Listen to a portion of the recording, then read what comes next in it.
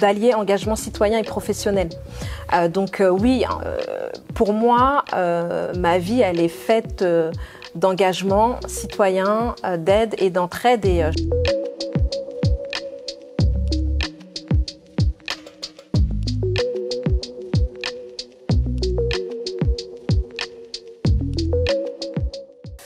Aïssata, je suis très heureuse de te retrouver ici. Merci Founé, je suis ravie d'être là aussi. Merci d'être venue.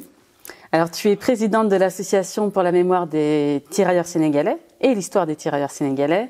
Tu es conseillère régionale d'Île-de-France, conseillère municipale à Bondy. Tu es également chargée de mission à la Fondation de la mémoire de l'esclavage. Mais waouh, j'ai juste envie de dire waouh. Donc, je vais te surnommer l'héroïne des héros. Ah ben, c'est gentil, ça me touche, ouais, énormément. Non, mais vraiment. Est-ce que tu veux nous parler un petit peu de ton parcours ? Oui, mon parcours. Ah, oula, on commence par. J'imagine qu'il doit être long parce que il faut toute une vie pour faire normalement toutes ces charges. Je dirais long, non, ouais. Mais pour mon parcours, en fait, avant d'être engagée en politique, j'ai surtout été engagée dans le milieu associatif. Ouais. Et comme j'ai très souvent tendance à le dire, en fait, mon engagement politique a été la suite logique de mon engagement associatif. J'ai baigné dans ce milieu depuis toute petite, déjà quand j'étais au Muro.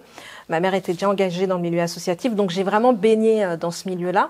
Ouais. Et c'est vrai que quand je suis arrivée à Bondy il y a un peu plus de 20 ans, la première des choses que je voulais, c'était de savoir comment je pouvais, entre guillemets, apporter ma petite pierre à l'édifice et m'engager dans ce milieu-là.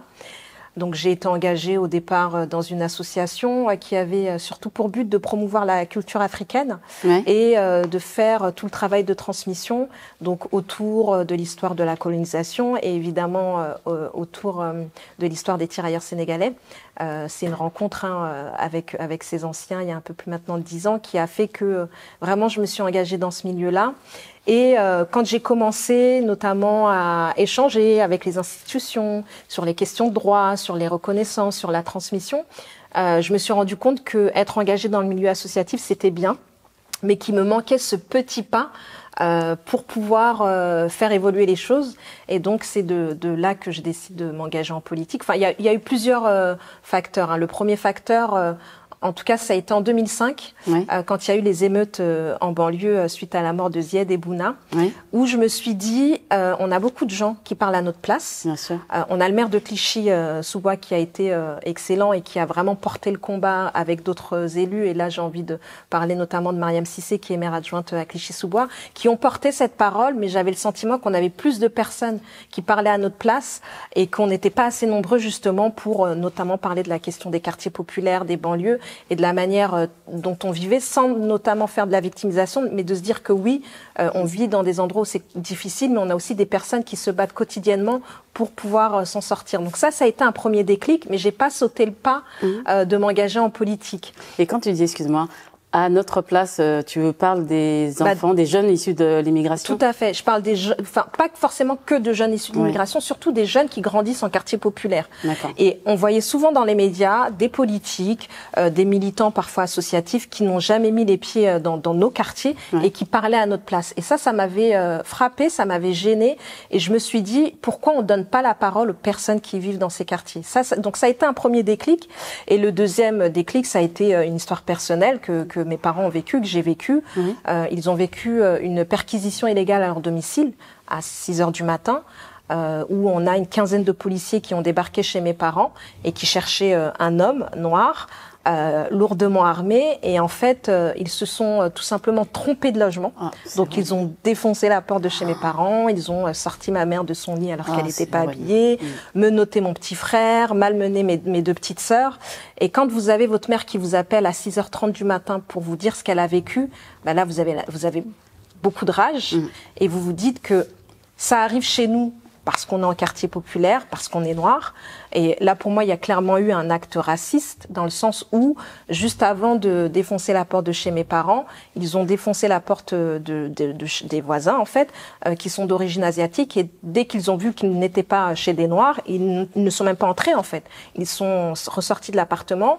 Ils ont ensuite défoncé la porte de chez mes parents. Et en fait, quand on ouvre la porte de chez mes parents, on a un portrait de mes parents. Donc, et du coup, là, ils ont vu qu'ils étaient chez des Noirs. Et donc, ils sont rentrés, une quinzaine, lourdement armés. Et ça a duré une bonne quinzaine de minutes. Ouais.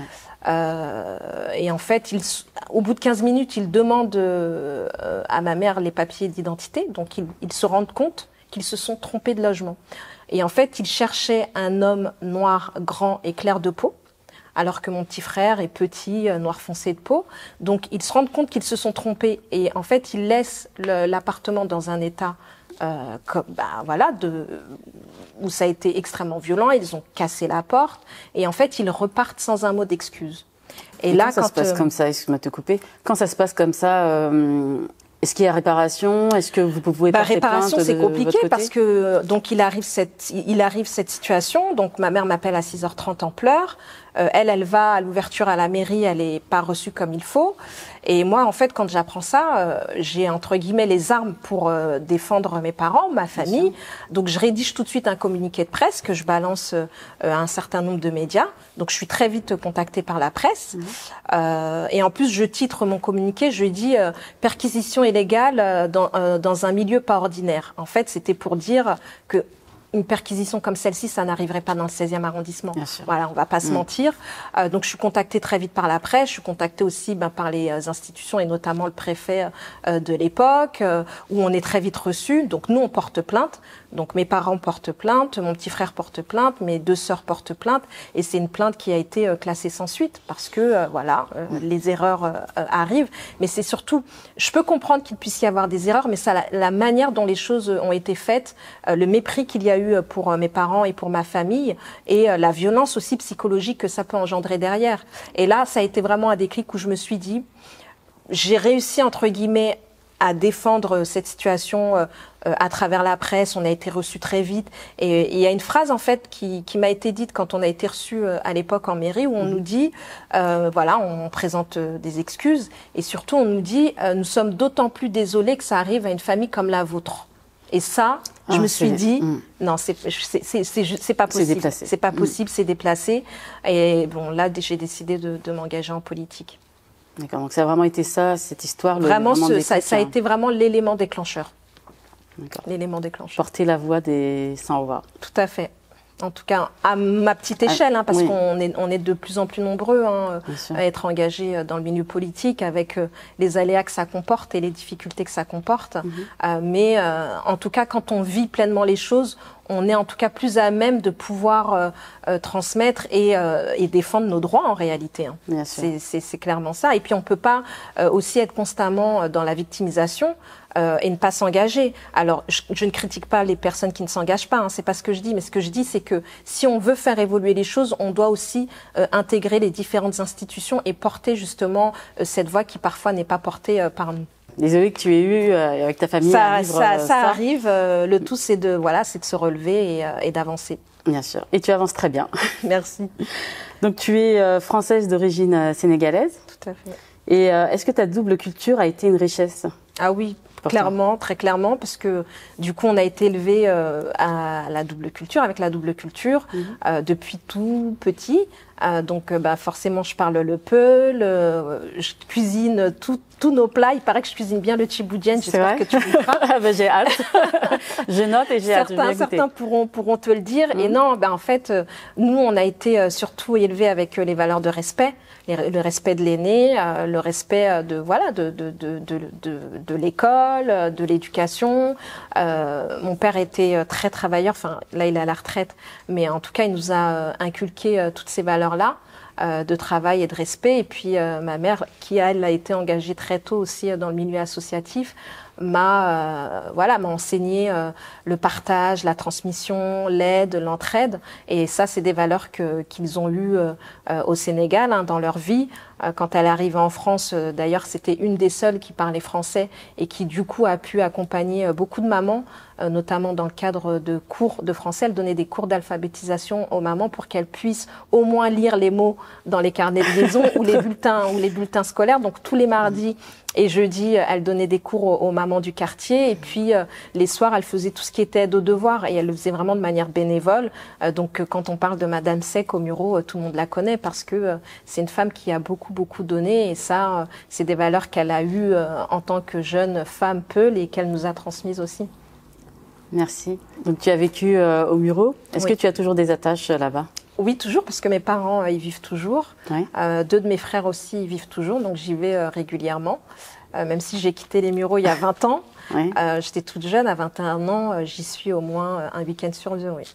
Donc beaucoup d'attaches, j'ai encore beaucoup d'amis, j'ai de la famille et j'ai surtout mes parents qui y vivent toujours, oui. Dis-moi, comment te définissent tes amis justement? Ta famille On connaît la Aïssata Seck. Souvent, on m'appelle Mère Teresa, clairement, parce que je suis celle qui a amené à chaque fois les plus démunis à la maison. Dès que je pouvais donner le peu de sous que j'avais, je les donnais. Dès que je pouvais aider, j'aidais. Je le fais encore aujourd'hui. Donc, c'est un peu le surnom qu'on m'a donné. Et la force tranquille aussi. Je reste calme. Je suis toujours très calme. Même s'il m'arrive parfois de m'énerver, mais il faut vraiment y aller pour que je m'énerve. Ouais. Par rapport à tout ton entourage, tout ton vécu, est-ce que tu as la sensation que depuis toute petite, ton destin était tracé? Depuis toute petite, non. Je savais que je voulais m'engager et faire quelque chose, en tout cas, de ma vie, dans le sens où, aujourd'hui, par exemple, je travaille à la Fondation pour la mémoire de l'esclavage. Pour moi, ça me permet en fait d'allier engagement citoyen et professionnel. Donc oui, pour moi, ma vie, elle est faite d'engagement citoyen, d'aide et d'entraide. Et je pense que, je sais pas combien de temps je vais vivre, mais en tout cas, je te souhaite une longue vie. Amine. Et c'est ce qui me passionne, oui, de pouvoir aider les autres. Donc, tu es la petite fille d'un tirailleur sénégalais. Est-ce que cela a facilité les échanges avec les tontons, comme tu les appelles affectueusement? Oui, enfin facilité, oui. Bon, j'ai pas connu mon grand-père, malheureusement, même si on m'en a beaucoup parlé. Mais le fait que j'ai osé sauter le pas d'aller à leur rencontre au marché, voilà, j'avais le sentiment de voir mon grand-père et du coup, ça a forcément facilité les choses. Ouais. C'était pour moi, voilà, je les appelle mes tontons, je pourrais les appeler mes papis, mais je les appelle mes tontons. Mais oui, enfin, j'avais le sentiment en fait d'avoir une part de mon histoire en parlant avec eux. Ma mère nous en a beaucoup parlé, nous en parle encore toujours et j'aime bien lui rendre hommage quand justement je fais des interviews, etc. Et je sais que d'où il doit être fier du combat accompli en tout cas. Oui, très certainement. Et donc tu es proche des tirailleurs sénégalais, comment tu les as abordés? Est-ce que ça a été facile de venir vraiment vers eux directement, ou ils avaient quelques appréhensions, ou le fait de leur avoir dit mon grand-père je dirais facile, non, parce que j'ai mis beaucoup de temps en fait à aller à leur rencontre. J'ai mis beaucoup de temps dans le sens où je les voyais souvent sur les marchés ou dans Bondy.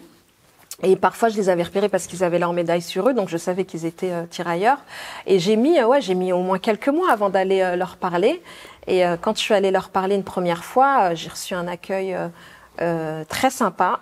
Ça a été très convivial et ils m'ont invitée en fait au foyer et en fait j'allais de temps en temps les voir où je passais des heures avec eux. Ils me racontaient leur histoire, j'écoutais, j'en apprenais tous les jours, j'en apprenais. Et ils ont mis par contre beaucoup de temps à me raconter un peu notamment leurs difficultés administratives. Ils l'ont pas fait tout de suite. Au départ, ça a été vraiment des échanges conviviaux où ils me racontaient leur histoire. Et au fil du temps, voilà, on a créé aussi ce lien et cette amitié. Ils ont commencé à me faire part de leurs difficultés administratives et c'est de là qu'est né notamment, en tout cas, le combat sur la question des droits et de la reconnaissance. Le 10 mars 2023 a été un grand jour. La place des tirailleurs sénégalais a été inaugurée dans le 18e arrondissement de Paris. C'était un moment historique que je t'invite à te remémorer via ces images. Bonjour, nous sommes ici pour assister à la cérémonie d'inauguration de la place des tirailleurs sénégalais. Un bel hommage et une véritable reconnaissance pour les tirailleurs sénégalais.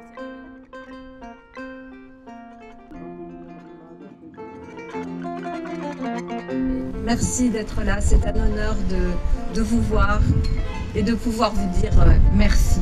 Le débarquement de Provence, ce sont 235 000 combattants français, dont 90% issus des troupes coloniales, venus du Sénégal, d'Algérie, mais aussi du Mali, de la Côte d'Ivoire, de la Guinée. Les Burkinabés, on a les Tchadiens. Alors qu'ils étaient bien loin de leur terre natale, ils se sont dévoués avec énergie jusqu'au sacrifice suprême.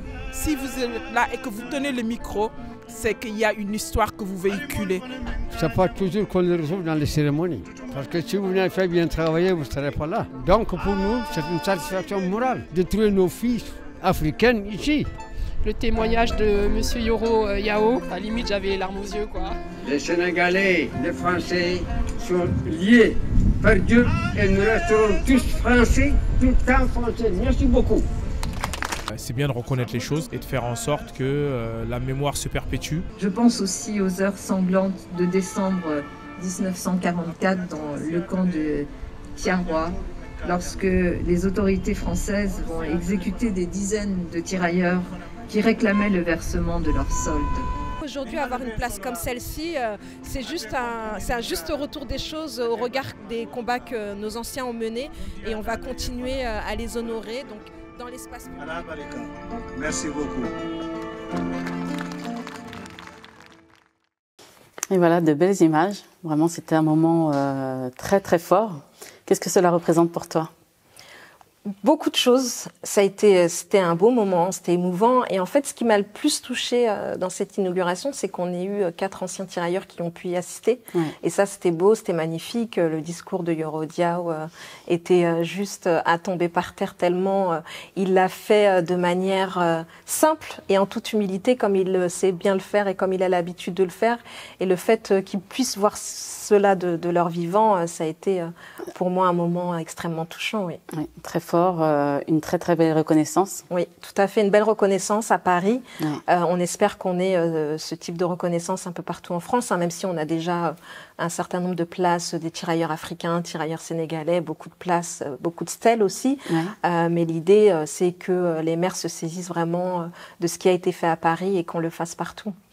Il y a eu un engagement fort d'ailleurs de la maire de Paris qui disait qu'elle aimerait avoir au moins une rue dans chaque arrondissement. Donc ouais. On va suivre cela de très près, mais ça permet en tout cas de transmettre cette histoire au plus grand nombre, à l'ensemble des Français. On peut mettre en place notamment des parcours pédagogiques, parce qu'avoir une plaque c'est magnifique, mais mettre aussi des plaques qui expliquent ce que c'est que cette histoire, au-delà des tirailleurs sénégalais, raconter l'histoire de l'apport des troupes coloniales, le sacrifice aussi qui a été le leur, c'est extrêmement important. Et ça permet aussi, au-delà de cette transmission, de lutter parfois contre une certaine forme de racisme et de discrimination. Faire de la pédagogie, transmettre, c'est extrêmement important.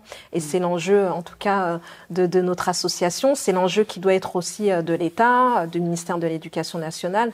C'est important de pouvoir faire cette transmission. Ouais, c'était vraiment un moment très très fort. Il y a la jeunesse aussi à participer. Oui. Donc, je trouvais que c'était très intéressant. Donc quand tu parles de parcours pédagogique, c'est-à-dire que vous allez aussi dans les établissements scolaires. Oui, on va dans les établissements scolaires pour faire tout ce qui est échange intergénérationnel. Donc là, ils vont partir, ça va être difficile de le faire avec eux, mais on aura d'autres moyens de transmettre cette histoire. Mais c'est important que les jeunes aussi puissent entendre cette parole, puissent entendre ce sacrifice. Et on a des vieilles personnes, des vieux monsieur qui n'ont pas de regrets, qui vraiment, quand ils transmettent cette histoire, ils le font en toute sincérité, en toute objectivité aussi, en toute humilité. Nous, parfois, en tant que... moi, je ne veux pas parler de moi, mais en tout cas, certains jeunes peuvent parfois être en colère quand on sait la manière dont ils ont été aussi traités quand ils sont revenus en France. Ça peut parfois être difficile, on a des échanges qui peuvent parfois être durs, mais eux, ils arrivent avec leurs paroles, avec leur sagesse, à apaiser un certain nombre de choses, et les accueils à chaque fois sont magnifiques, parce qu'on a des jeunes qui sont déjà impressionnés de voir des vieux monsieur qui ont fait la guerre avec leurs médailles et qui leur disent, voilà, demain, toi, ton objectif, c'est de bien travailler à l'école, et c'est surtout de montrer à toute cette génération que oui, tu es français et que personne ne doit te dire le contraire. Et quand ils font passer ce message-là, on a des jeunes qui en ressortent vraiment parfois bouleversés, qui veulent faire plein de photos parce qu'ils ont le sentiment aussi d'avoir des stars en face d'eux, et qui changent parfois aussi de regard par rapport à cette histoire. Et nous, on transmet de manière très scientifique, très historique, et on ne fait rien d'autre, en fait, on ne fait que ça. Bravo. Merci. À un moment dans la vidéo, tu dis le combat continue. Oui. Donc il y a eu le premier combat, ça a été la naturalisation. Tout à fait. Ensuite. Alors il y a eu plusieurs combats. Moi, on va dire que moi je suis arrivée sur les questions de naturalisation. Ouais. Avant ces questions-là, on avait la question des pensions notamment. Ah oui, très important. Où jusqu'en 2007, un ancien tirailleur africain ne touchait pas la même pension qu'un ancien soldat blanc français. Et donc il a fallu le film de Rachid Bouchareb, Indigène, qui a permis cette décristallisation des pensions. Donc ils ont été revalorisés au même titre que l'ensemble des soldats. Ça, ça a été quand même une belle et une première étape qui arrivait tardivement, mais qui est quand même arrivée. Ensuite, en 2017, donc, on a eu la naturalisation française des tirailleurs africains. Ensuite, on a eu une cérémonie nationale en 2019 où là, pareil, j'ai interpellé le président de la République pour qu'une commémoration nationale ait lieu pour le 75e anniversaire du débarquement de Provence. Là, le débarquement de Provence, ça regroupe essentiellement les troupes issues des anciennes colonies. Et l'État, à l'époque, n'avait pas prévu d'organiser cette cérémonie nationale. Et ensuite, là, en 2023, donc début 2023, mesure dérogatoire qui est tombée. Et qui va permettre à tous les anciens tirailleurs africains, qui le souhaitent en tout cas, de rentrer dans leur pays d'origine tout en continuant à percevoir leur allocation minimum vieillesse, ce qui n'était pas le cas jusque-là parce qu'ils avaient l'obligation de rester 6 mois en France, en tout cas 6 mois sur le territoire français pour continuer à percevoir cette allocation minimum vieillesse. Et donc, grâce aux différents combats qu'on a menés, mais aussi au film Tirailleurs, on a pu obtenir cette mesure dérogatoire de l'État.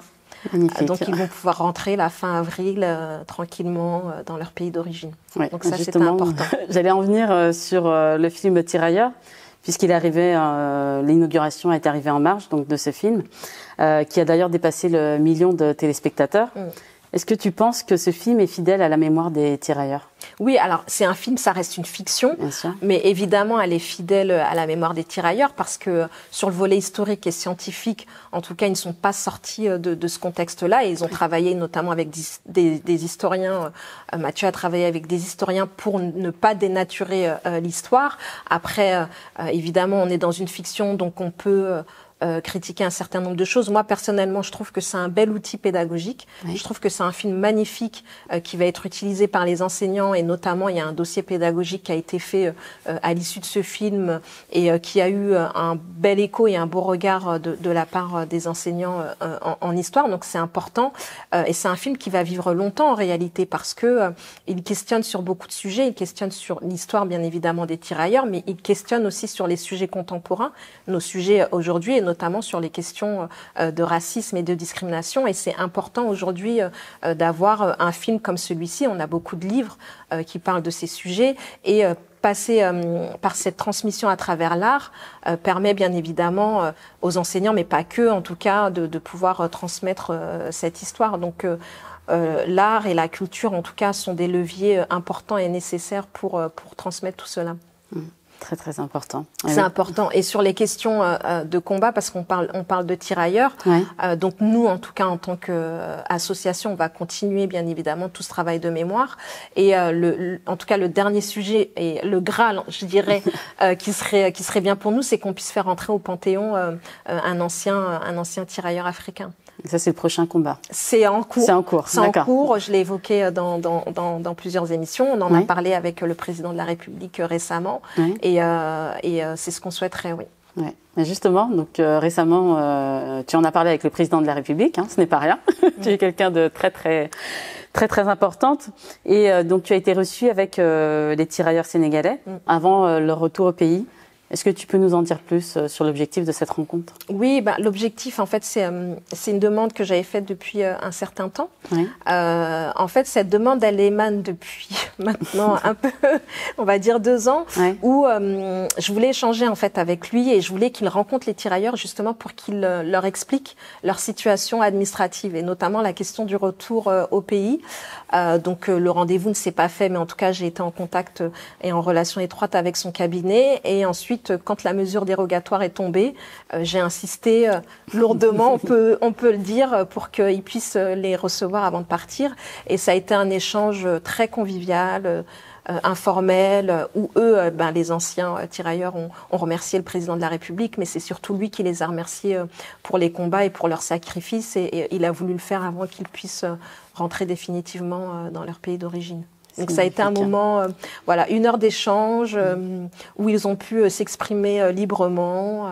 Et c'était beau à voir parce qu'on a senti qu'ils étaient fiers, en tout cas, de rencontrer le président Emmanuel Macron. Ils ont rencontré il y a 6 ans François Hollande à l'Élysée, au même endroit. Donc en 6 ans, ils ont rencontré 2 présidents et ils ont été très très fiers de cela. Et une mise à l'honneur qui ne s'arrête pas là? puisqu'il y aura toute un cérémonial pour les accompagner. Oui, ils sont attendus à Dakar.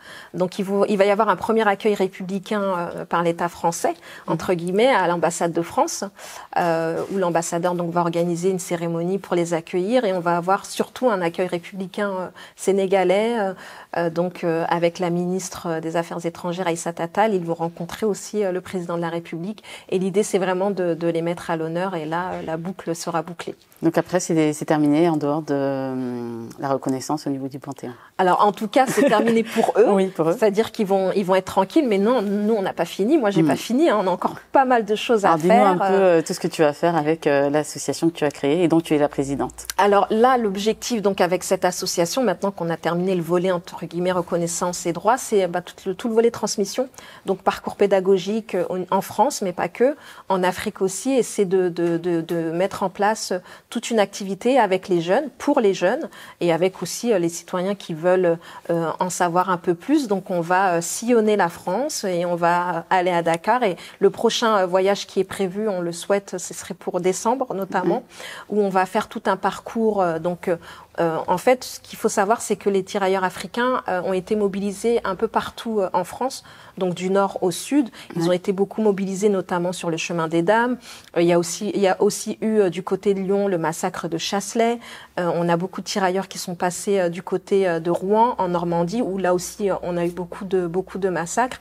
Et l'idée, voilà, c'est de faire tout un parcours pédagogique avec cette jeunesse et d'arriver le 1er décembre à Dakar et de faire, entre guillemets, une commémoration pour commémorer notamment les soldats qui ont été massacrés à Tcharoy. Donc c'est un sujet qui reste encore tabou, notamment sur le nombre de bilans officiels qui est aujourd'hui 35 morts et 35 blessés, alors qu'on sait qu'ils sont beaucoup plus nombreux. Et l'idée, c'est aussi de montrer une histoire qui est difficile, une histoire qui est tragique, mais ne pas de faire de la repentance en fait, juste de raconter cette histoire et de se dire que il y a eu de gros sacrifices et qu'on a des familles qui sont encore aujourd'hui dans l'attente, qui attendent des réponses. Et nous, c'est de transmettre aussi ce volet-là. Que oui, aujourd'hui on est là, on se parle, toi et moi, dans un pays, entre guillemets, libre et riche aussi de sa diversité, mais quels ont été les sacrifices pour qu'on puisse faire ça, toi et moi, aujourd'hui. Donc l'idée, c'est vraiment de transmettre toute cette histoire, et ça va être le rôle de notre association, en partenariat avec notamment d'autres associations d'anciens combattants, mais aussi, je le souhaite, avec le ministère de l'Éducation nationale. De très très beaux combats en perspective. Alors moi, j'ai une question à te poser. Un peu plus personnel. Comment est-ce que tu fais pour réussir à réussir toutes ces activités? C'est compliqué. Réussir à tout gérer, toutes tes fonctions. Non, l'avantage que j'ai, c'est que je suis bien entourée. Oui. Aussi bien au niveau de mon association que de ma famille. Je suis très bien entourée. Mes filles sont grandes maintenant, donc c'est un peu plus facile. Et le fait d'avoir un socle familial et des proches qui me soutiennent dans ces différents combats font qu'on arrive à avancer. On ne fait jamais rien seul. Et je suis extrêmement bien entourée. C'est important de le dire parce que c'est vrai qu'on voit que tu fais énormément d'actions, notamment humanitaires, j'imagine beaucoup bénévoles, et qu'il faut vraiment beaucoup de... Oui, j'ai une très très forte énergie ou un très bon entourage. J'ai un très bon entourage. Bon, super. Et tes filles, elles doivent être très très fières de leur maman? Oui, elles sont fières. Après, parfois, c'est difficile pour elles aussi, parce qu'elles ne me voient pas beaucoup. Après, j'essaie aussi de les emmener un maximum dans les différents événements, parce que je pense que c'est important aussi qu'elles voient les choses. Donc, voilà, j'en ai une qui sera très militante, mais aucune des deux ne souhaite s'engager en politique. Oui. Elles me le disent tout le temps. Pour le moment. Mais en tout cas, oui, elles sont fières du parcours et elles voient les choses et elles ont baigné et grandi dans ça. Et j'espère en tout cas qu'à ma petite échelle, j'aurais pu leur transmettre un certain nombre de valeurs. Quelle est ton actualité au niveau de tes autres activités? Alors, prochaine actualité, beaucoup de travail. Ouais.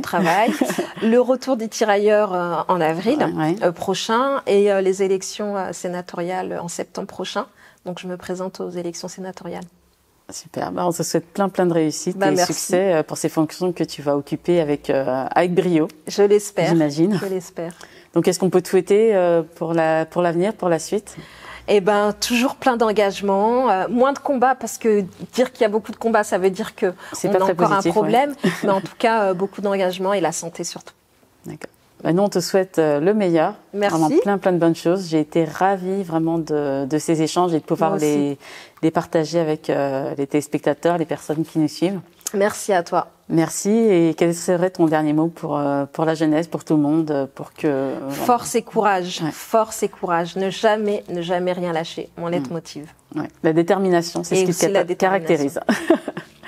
Merci l'héroïne de nos héros. Merci à toi, Founé. Et à très bientôt. Merci. C'était l'émission Entre nous avec Aïssata Seck. Ravie de vous retrouver dans une prochaine émission sur Up & Do avec Orange Money.